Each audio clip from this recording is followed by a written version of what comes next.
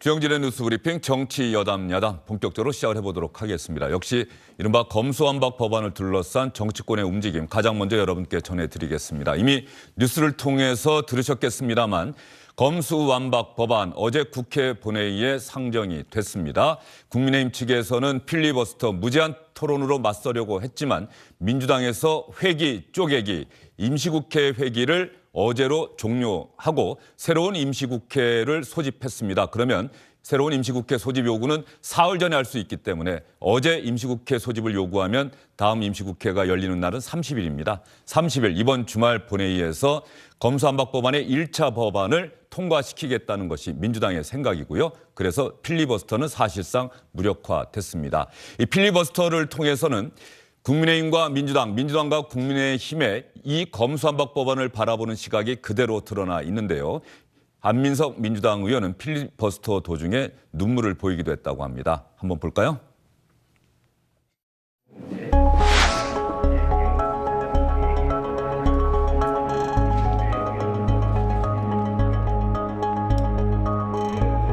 검찰 길들이기가 실패하니까 이제는 검찰을 껍데기만 남기겠다는 심보입니다. 지난 5년 동안의 민주당 정권의 부정부패 실체가 국민 앞에 드러나는 것이 두려웠기 때문입니다. 여러분들 동의하시죠? 민주당 의원들이 나중에 구속될 거를 두려워해서 뭘 한다. 이거 다 가짜 뉴스고요. 이 문제의 본질은 복잡하지 않습니다. 딱 한 가지예요. 모든 수사는 민주적으로 통제받아야 된다. 통제받지 않는 수사는 안 된다. 그 검찰 불신을 자초한 게 이 권력의 독적, 초과 권력이에요. 이 초과 권력 내려놔야 돼요. 대통령도 마찬가지고 국회도 마찬가지고. 이 법의 진정한 문제점은 서민들에게 절대적으로 불리하다는 것입니다. 그리고 기획수사로 구속을 당했고 지금은 저 세상으로 간 또 다른 정치인의 이야기를 하려고 합니다. 우리들이 사랑했던 김재훈 의원 이야기입니다.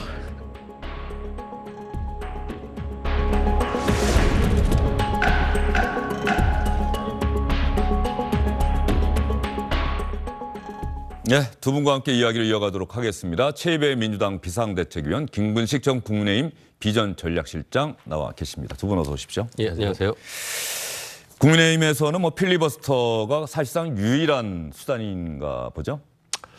이제 국회 선진화법에 보장돼 있는 그 소수 야당의 제도적인 장치이기 때문에 그걸 충분히 활용하겠다는 생각으로 합법적인 투쟁을 하고 있다고 생각이 들고요. 이미 이제 그러한 것들을 배려한 여러 가지 제도적 장치가 있지 않습니까? 안건조정위원회도 바로 그런 소수의 반대 의견을 좀 더 숙고의 시간을 가질 수 있도록 90일까지 보장을 한 것이었고 필리버스터도 전 세계 민주국가에 다 있습니다만 반대 의견을 공론화시켜서 마음껏 이야기할 수 있는 국회의 자유를 보장한 것인데 이게 지금 번번이 안건조정위원회 무력화된 건 다 아시는 것처럼 90일은커녕 하루도 시간을 끌지 않고 바로 통과를 시켜서 의결을 해버렸고요. 지금 본회의에 올려서 필리버스터 있습니다만 이것도 이른바 회기 쪼개기라고 하는 정말 어떻게 보면 정말 대단한 편법 중에 편법인데 그걸 통해서 이 필리버스터를 사실상 무력화시키는 꼼수를 쓰고 있어서 정말 이게 선진화법이라고 만들어 놓고 선진화를 먹칠하고 있는 반의회적인 지금 행태를 보이고 있는 게 아닌가. 도대체 무엇이 그렇게 급해서 이렇게 서두르고 있는지 저는 지금 막을 길은 저는 없다고 생각합니다. 막을 길 실제로 없기 때문에 예전처럼 무슨 몸싸움을 하거나 무슨 단상을 점거하거나 무슨 물리적 충돌을 할 수는 없는 거 아니겠습니까? 막을 길은 없을 텐데 이 법이 통과된 다음에 그리고 이 법이 시행된 다음에 국민들로부터 민주당이 어떤 평가를 받고 어떤 심판을 받을지는 오롯이 민주당 스스로의 몫이라고 생각합니다. 예. 그런데 국민의힘의 대응을 보면은 저희가 이 시간에 여러 차례 이야기를 하긴 했습니다만 아직도 궁금증이 해소가 되지 않아서 사실상 이른바 검수완박 법안에 대해서 전면적인 반대 의견을 제시하고 있는 거잖아요. 그래서 필리버스터도 하고 있고 그러면 중간에 그 합의는 왜 했던가라고 하는 의문은 여전히 가시지가 않아요. 그게 이제 권성동 원내대표의 이제 합의한 그 했던 것이 많은 언론에서는 판단 미스다. 뭐 이렇게 그렇죠. 또 지적하고 있더라고요. 본인 스스로도 뭐 송구하다, 예. 죄송하다 이야기를 하고 있고요.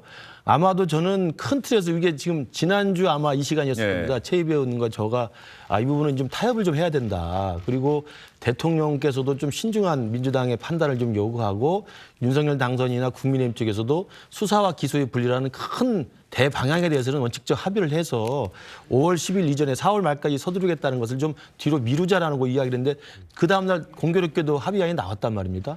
저는 그래서 그 합의안의 큰 취지에 대해서는 의회 민주주의 그리고 타협과 공존의 정치에서 분명히 맞는 행태라고 봤는데 이것을 이제 국민 민심의 역풍을 맞은 거 아닙니까? 주말 사이에.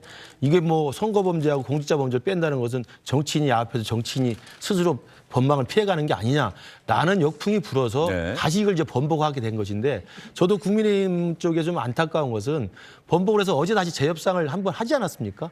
그랬을 때 민주당 쪽에서 그러면 공직자 범죄는 가져가더라도 선거 범죄는 그럼 남겨놓자라고 제안을 했는데 이걸 또 국민의힘 쪽에서 거부를 했어요. 예. 저는 그래서 이 부분은 조금 더 또 한 번 더 생각을 했으면 좋지 않았을까라는 생각이 드는데 이제 와서는 다 이제 돌이킬 수 없는 일이 돼버린 겁니다. 돼버린 것이고 민주당은 뭐 안건조정위원회 무력화시키고 필리버스터 무력화시키면서 지금 밀어붙이는 행태로 가고 있기 때문에 이제는 다시 원점으로 돌아가서 검수완박 자체의 정치적 의도 그리고 이것이 가져오는 전 국민적인 피해의 어떤 우려 이런 것들을 놓고 민심과 함께 싸울 수밖에 없지 않나 생각합니다. 예, 국민의힘은 여론전이 여론에 호소하는 것이 유일한 전략인 것으로 보이는데 어쨌든 간에 중간에 한번 합의를 했다가 합의를 스스로 깼기 때문에 그 동력은 상당히 좀 떨어져 있는 상황이 아닌가 싶고요. 민주당은 일단 마이웨이 우리는 우리의 길을 가겠다. 뭐 지금 그런 상황이죠. 예. 그러니까 2주 전에 이제 그 의원총회를 통해서 검찰 개혁, 검찰 정상화 추진하자라고 이제 당론이 채택한 이후로 솔직히 그 당시에 굉장히 법안 내용을 막상 만들어 놓으니까 이 내용에 문제가 많다라는 지적이 있었습니다. 그래서 이 부분에 대해서 뭐 우리 당 그 조홍천 의원님 같은 경우는 이 완벽한 수사권 박탈이라는 것이 결국은 어떤 수사 공백의 우려도 있다라는 그런 취지의 또 말씀도 하시면서 뭔가 내용적인 보완이 필요하다라는 것을 계속 주장을 했었고요.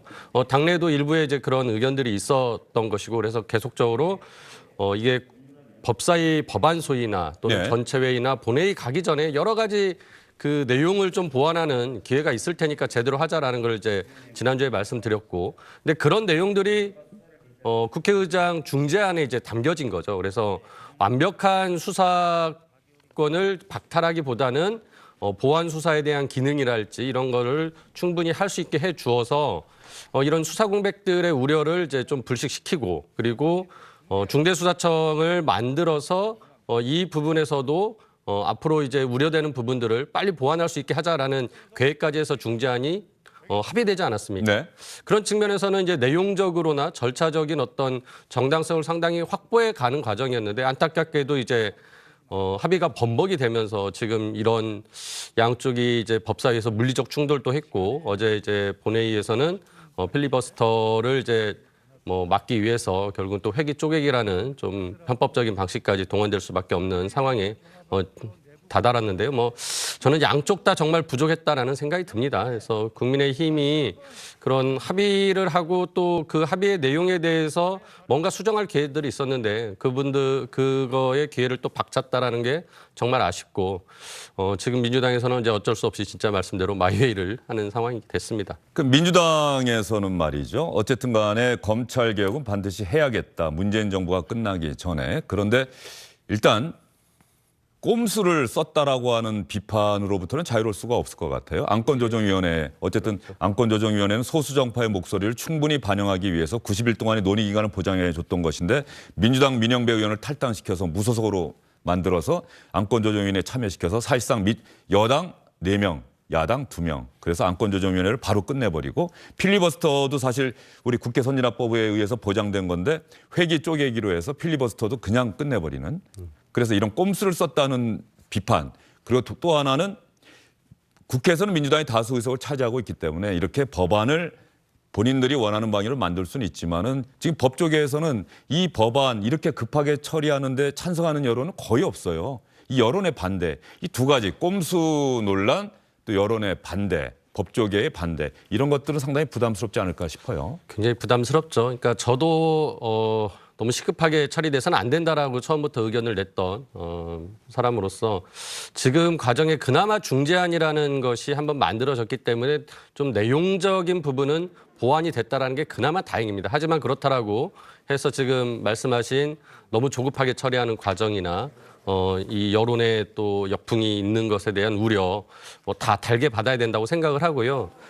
제가 생각하는 거는 저희가 이제 1차 검찰개혁을 한 이후에 여러 가지 후속 작업이 있어야 됐는데 그런 부분들이 부족했습니다. 그래서 좀 그 부분부터 우리가 그거 역시 검찰개혁의 그 일환이기 때문에 추진했으면은 좀 국민적 동의를 이끌어낼 수 있지 않았을까 싶은데 계속적으로 이제 반복되지만은 윤석열 당선자가 이런 검찰 개혁에 대한 반대 의견을 가지고 있고 거부권을 행사할 거라는 우려가 있기 때문에 어쩔 수 없이 시기적으로 이렇게 급하게 처리해야 된다라는 현실적인 문제에 저희도 부담을 느끼지만은 또 추진하게 된 것입니다. 예, 알겠습니다. 어쨌든 민주당이 문재인 정부가 끝나기 전에 이 법안을 통과시키고 정부의 공포 절차까지 다 마무리하겠다라고 하는 게 민주당의 생각인데 말이죠. 민주당이 회기 쪼개기를 통해서 필리버스터를 무력화시켰는데 말이죠. 이른바 검수완박법안 그러는데 두 개의 법안이 개정이 돼야 합니다. 하나는 검찰청법 개정안이고요. 또 하나는 형사소송법 개정안인데 이 일정표를 저희가 한번 만들어 봤습니다. 민주당이 갖고 있는 구상인데 민주당의 구상을 보면 어제 본회의에 검찰청법 개정안을 상정을 했어요. 그리고 국민의힘은 바로 필리버스터를 시작했죠. 그런데 여기에 앞서서 민주당이 어제 임시국회를 어제로 끝내는 안건을 통과를 시켜서 임시국회가 끝났습니다. 그리고 새로운 임시국회 소집 요구서를 어제 제출했어요. 새로운 임시국회 소집 요구서는 사흘 전에 제출해야 되기 때문에 다음 임시국회가 30일 이번 주말에 열립니다. 자, 그러면 이번 주말에 30일 토요일에 검찰청법 개정안은 가장 첫 안건으로 본회의에 상정돼서 바로 표결에 붙여집니다. 지난번 필리버스터의 대상이었던 안건이기 때문에요. 그럼 검찰청법 개정안은 민주당이 다수석을 갖고 있기 때문에 통과가 될 게 확실하고 그다음에 민주당은 형사소송법 개정안을 또 본회의에 상정을 합니다. 그러면 국민의힘은 또 필리버스터를 시작하겠죠. 그러면 민주당이 거기에 앞서서 다음 임시국회 30일에 열리는 임시국회도 그날로 종료하는 안건을 통과시키고 새로운 임시국회 소집 요구서를 또 냅니다. 그러면 사흘 뒤에 임시국회가 또 열리죠. 그러면 다음 달 3일이 됩니다. 다음 달 3일에 형사소송법 개정안이 의결되면서 바로 정부로 이 법안이 이송이 되는데 다음 달 3일이 화요일이 원래 화요일이 국무회의가 열리는 날인데 말이죠. 저 계획에 따르면 다음 임시국회 문재인 정부의 마지막 국무회의가 열릴 것으로 예상이 되는 5월 3일. 그럼 당일에 모든 것들이 이루어져야 하는 조금은 급박한 그 시간표가 예상이 돼요. 예. 심지어 이제 아침 9시에 본회의를 열어서 법안을 통과시키고 국무회의가 보통 10시에 열리니까 그렇죠. 10시에 국무회의에서 의결할 수 있도록 하자라는 의견까지 나오는데요. 솔직히 국무회의 시간은 어느 정도 이제 유동적입니다. 충분히 조정할 수 있다고 생각하고요. 그날 예. 마지막 국무회의가 된다면 문재인 대통령의 메시지도 대단히 많은 사람들이 관심을 가질 텐데 결과적으로 검수완박 법안에 대한 또 문재인 대통령의 발언에 또 상당히 관심이 모아질 것 같아요. 그러니까 이제 만일 중재안이 통과가 됐다면 대통령이 굉장히 가벼운 마음으로 국무회의에서 이 검찰개혁에 대한 성과를 얘기하시고 아마 통과를 시킬 수 있었을 텐데 지금 상황은 좀 그렇지 않기 때문에 대통령도 이 메시지에 대해서 굉장히 고심할 수밖에 없는 상황이다. 하지만은 일단 이 중재안이 통과된 거에 대해서는 대통령도 높게 평가를 했기 때문에 제가 보기에는 국무회의에서 당연히 의결할 것이다라는 생각을 합니다. 예, 이런 상황에서 국민의힘 쪽에서 나오는 두 가지 이야기가 있는데 하나는 국민투표에 붙여볼까? 하나는 문재인 대통령 이 거부권 행사하십시오. 두 개인데 두 가지 다 국민의힘은 어쩔 수 없는 그렇죠? 그 자유의지를 갖고 있는 사람은 상대방 쪽이고 국민투표 같은 경우는 현실적으로 법적으로 과연 가능한가 또 이런 문제 제기가 있어요. 아까 이제 말씀드린 것처럼 여론전에 좀 예. 기댈 수밖에 없는 좀 안타까운 상황이고요. 그러니까 대통령께서 거부권을 행사해 줘야 된다라는 이야기를 연일 주장하는 수밖에 없는데 그건 대통령의 몫이기 때문에 그리고 지금 돌아가는 상황으로 봐서는 다음 주에 국무회의에서 대통령이 거부권 행사할 가능성은 높아 보이지 않습니다. 그럼 그 카드가 없다고 한다면 어제 장제원 비서실장이 꺼냈던 국민투표라는 카드가 있는데 이것도 정치적인 어떤 압박의 메시지 그리고 국민들의 판단은 이 검수완박법에 대해서 찬성보다 반대가 높다라는 것을 여론화시킬 수 있는 하나의 카드이지 실제로 관철시키기 자체가 법률적으로 좀 부담이 되고 그리고 또 하나는 법률적으로 부담되는 그 국민투표를 강행한다 하더라도 강행한 이후에 그 찬성보다 반대가 높다고 해서 그것이 갖는 정치적 의미는 있을지 모르지만 이전에 통과됐던 이 검수완박법을 다시 되돌릴 수 있는 입법적 구속력이 있는 건 또 아니거든요. 그거죠. 그러니까 바로 그거죠. 이거 사실은 어떻게 보면 그런 면에서 보면 너무 할 게 없고 무력하기 때문에 그런 거라도 꺼내야 되는 지금 그런 상황입니다. 그래서 국민의힘 쪽에서 너무 좀 안타까운 상황이 돼버렸고요. 결과적으로 지난번에 그 박병석 의장 중재안에 합의를 하지 않고 원칙적으로 국민의힘은 이런 법안에 이렇게 급박한 처리, 시간도 두지 않고 공청회도 하지 않고 이렇게 법안 처리하는데 우리는 반대한다는 원칙을 지켰다면 국민의힘의 목소리는 지금 한층 더 힘이 실렸을 텐데 그렇죠. 중간에 합의를 해놓고 합의를 깨버리다 보니 사실상 국민의힘의 목소리에 힘이 빠졌다. 그것 이제 그 권성동 원내대표의 전략적 미스이기도 하고 또는 국민들의 그 민심의 역풍이 이렇게 셀 줄은 몰랐던 거라고 생각합니다. 그러나 저 개인적으로는 사실은 그때 국회의장 중재안에 합의했던 내용 그리고 다시 재협상하면서 어제 민주당이 제안했던 그런 공직자 범죄는 공수처가 담당을 하니까 선거 범죄를 그럼 남겨두는 것으로 하자라고 했을 때 저는 그거라도 받아서 했으면 좋겠다는 생각을 했는데 이미 그러기에는 지난 주말 사이에 다시 국민의힘과 민주당 사이에 갈등이 완전히 표면화돼 가지고요. 지금 민주당은 이제 사보임 이후에 불어닥쳤던 민심의 역풍을 생각지도 않고 이제 필리버스터 강제 종료시키고 안건 조정이 90일짜리 할 것을 열 몇 시간 만에 끝내버리지 않습니까? 네. 그런 정도의 지금 열 몇 시간이 아니죠. 17분인가를 뭐 끝냈다고 그러던데 그렇게 진행을 해버리기 때문에 이제는 이제 마주보고 달리는 기관차처럼 충돌할 수밖에 없는 상황이 돼버린 것 같습니다. 그래서 돌이켜보면 지난 며칠 사이가 안타까운 게 있지만 지금 상황에서는 국민의 이름을 걸고 또 국민의 여론에 기대서 이 검수완박법을 막는 거에 최선을 다하는 것밖에는 별다른 수가 없지 않나 생각합니다. 자, 거부권과 국민투표 제한 이 문제에 대한 이야기들 한번 들어봐야 될 것 같은데요. 장제원 대통령 당선인 비서실장이 이 이야기를 오늘도 기자들에게 했어요. 국민투표 제한에 대해서 선거관리위원회가 현실적으로 불가능합니다. 국민투표법 일부 조항 헌법 불합치 결정을 받았는데 아직도 개정되지 않아서 국민투표 할 수 없습니다라고 선관위가 밝혔다고 했더니 대단히 불쾌한 반응 보였어요. 선관위의 월권이다. 선관위 누가 얘기했죠? 선관위에서 일방적으로 아니다라고 얘기했습니다. 그 월권 아닌가요? 정식으로 중앙선거관리위원회에 안건 상정을 해서 결론 난 것도 아닌데 그 사무처 직원들이 그렇게 얘기하는 거는 월권 아닌가요? 그러면 이제 당선인께 보고는 아직 안 드렸죠. 그 입법을 하는 게 제일 중요한 거고 민주당이 그거를 통과를 안 시켜주면 국민투표가 두려운 거라고밖에 볼 수가 없겠죠. 어쨌든 제일 중요한 거는 대통령께서 이렇게 위헌적 그리고 다수가 밀어붙인 이런 국민들이 원하지 않는 국회의원과 공직자들을 아주 불수사 특권을 주는 그런 법안에 대해서 거부권 행사리라 생각합니다. 자, 문재인 대통령에 대해서는 거부권을 행사하리라는 기대감과 압박을 동시에 했고요. 국민투표가 현실적으로 불가능하다는 선관위에 대해서는 월권이다라고 얘기했는데 이 선관위 얘기를 한번 또 여러분께 보여드려야겠죠.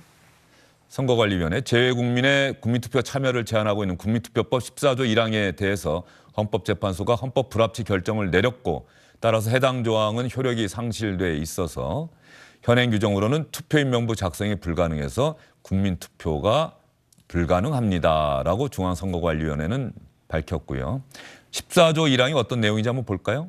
재외 국민으로서 같은 법 6조에 따른 국내 거소 신고가 되어 있는 투표권자를 이렇게 돼 있는 것이 헌법 불합치 결정을 받았다는 이야기죠.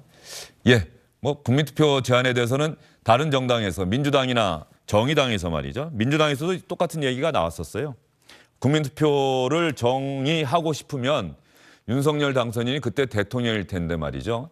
대통령직을 걸고 하십시오. 이렇게 반박하고 나섰네요. 윤석열 당선인 측의 이 국민투표 주장 참 기가 찹니다. 헌법상 국민투표 요건에 해당되지도 않고요. 그리고 이 당선인이 알고 있는 헌법이 무슨 달나라 헌법인지 모르겠어요. 삼권 분립을 전면 부정하는 반헌법적 주장에 불과합니다. 정의당은 윤석열 당선인 측의 진정성을 가지고 검찰개혁안에 대한 국민투표를 제안하려 한다면 대통령직을 걸고 제안하기를 바란다. 과거 오세훈 시장의 무상급식 주민투표 모델을 참고하라. 이렇게 얘기를 하고 있어요. 국민투표 제안에 대해서 권성동 원내대표도 아마 정치적인 제안 아니겠느냐 이렇게 이야기를 했는데 당선인 측과 국민의힘 측 사이에도 국민투표 제안, 권성동 원내대표가 어제 워낙 바빠서 그런지 처음에 기자들이 물어봤더니 난 처음 듣는 얘기다 또 이렇게 답변하더라고요. 그러니까 저는 장제원 비서실장의 아마 아이디어 차원에서 하나의 카드로 아마 고려를 했던 것 같고. 당선인 비서실이 모여서 회의를 했고 당선인에게 그렇습니다. 건의하겠다는 게 어제 이야기였고요. 맞습니다. 그리고 오늘까지도 당선인에게 보고는 안 드렸다라고 지금 확인을 해주고 있어서 당선인의 뜻은 전혀 아니라는 생각이 들고요. 근데 이제 비서실장 입장에서 지금의 이런 극한 대결 전국에서 어떻게 그러면 이걸 뚫고 나갈 것인가 생각했을 때 국민투표하는 것을 아마 그야말로 궁여지책으로 생각을 한 것 같은데 저는 아까 이제 국민투표가 입법적 절차가 미비됐기 때문에 불가능할 뿐만 아니라 실제로 국민투표를 붙인다 하더라도 그 결과에 대해서 입법적 구속력이 없기 때문에 사실은 정치적인 의미 외에는 또 없다. 그리고 저렇게 야당에서 주장하는 것처럼 직을 걸고 하라고 할 경우에 그 정치적 부담 같은 것도 굉장히 크기 때문에 저런 카드를 꺼내 들고 공개했다는 것 자체로서도 저는 비서실장으로서는 저는 신중치 못한 태도라고 생각을 합니다. 네. 당선인 비서실장은 잘 아시지만 비서라는 게 다 이야기하는 것처럼 눈하고 귀는 있어도 입은 없어야 되는 게 비서실 아니겠습니까? 그러면 당선인께 보고가 안 됐고 당선인의 뜻도 아니고 당선인으로 이야기됐을 때 부담만 생길 수 있는 논란거리를 비서실장이 굳이 이야기를 저렇게 공개적으로 할 필요가 있었는가라는 생각이 듭니다. 예, 이 국민투표 제안에 대해서 민주당이나 정의당은 대통령직을 걸고 해라. 예. 우리는 반대다라고 한 뜻을 명확하게 한 거죠. 그렇죠. 그러니까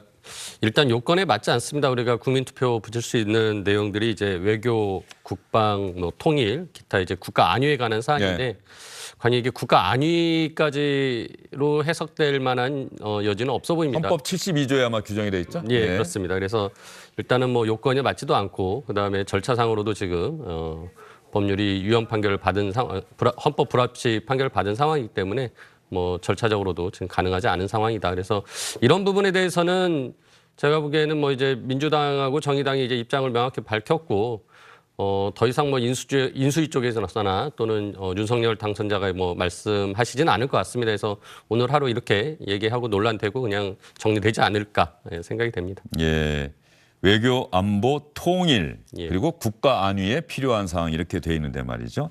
안위라고 하는 말을 과연 광의로 어떻게 해석을 해야 할지 국민이 피해를 입는다, 피해를 입을 수도 있다. 이것도 국가 안위에 해당되는 내용인지 아닌지 어떻게 보세요?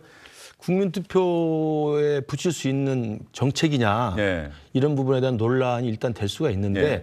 뭐 해석을 광의의 해석으로 한다면 왜냐하면 이게 검수안박법이 통과가 돼서 무리하게 밀어붙이면 그 비어있는 그 검찰 권한의 이전 그 과도기 동안에 국민들이 받는 고스란히 피해가 있지 않습니까? 어디 가서 인권 호소할 수도 없고 고소고발 사건에 대한 진정을 다시 할 수도 없고 이런 부분에 대해서 국가 아니라고 큰 강의 해석도 가능합니다만 저는 그것뿐만 아니라 그것을 실제로 국민투표의 대상이라고 한다 하더라도 아까 말씀드린 것처럼 입법 절차가 미비하기 때문에 이미 헌법 불합치 판정이 난 국민투표법이 있는 상황이고 그리고 이게 2014년인가로 제가 알고 있습니다. 헌재에서 불합치로 판정한 게 그동안 국회에서는 이걸 방치해서 고치지 않고 있었어요.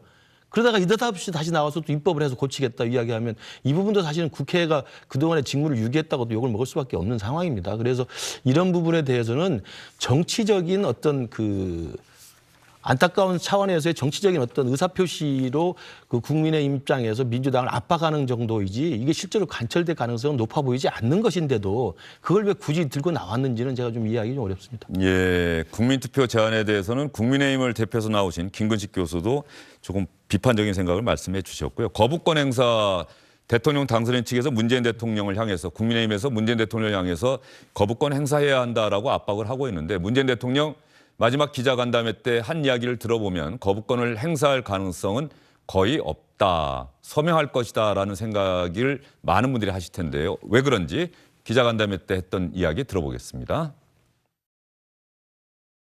박병수 국회의장의 중재로 이루어진 그 양당 간의 합의가 저는 잘 되었다고 생각합니다. 수사권 기소권이 당장 완전히 분리돼야 한다고 생각하는 분들로서는 끝까지 다 가지 못한 것이기 때문에 불만스러울 수 있고, 반대로도 수사권과 기소권의 분리에 반대하는 분들은 또 그 방향으로 한 걸음 더 나간 것이 불만일 수 있겠습니다. 검찰이 그동안 아주 장점을 보여왔던 부패 수사나 경제 수사 부분은 직접 수사권을 보유하게 되고, 또 직접 수사권이 없는 부분도 좀 중요한 사안들은 검찰이 보안 수사 요구를 할 수 있게 됩니다. 오히려 검찰이 잘하는 일에 더 집중할 수 있는, 보다 가벼운 사건들은 경찰에 넘겨서 빠르게 처리할 수 있게 하는 그런 방안이 될 수도 있다고 생각합니다. 안녕하십니까, 주영진입니다. 더 많은 뉴스와 라이브 이벤트를 보고 싶으시다면 화면 오른쪽을 눌러서 구독해 주시기 바랍니다. 저희 SBS 앱을 다운로드 받으시면 뉴스 속보 알림도 받아보실 수 있습니다. 텔레비전으로도 SBS 뉴스, 유튜브로도 SBS 뉴스 잊지 마시기 바랍니다.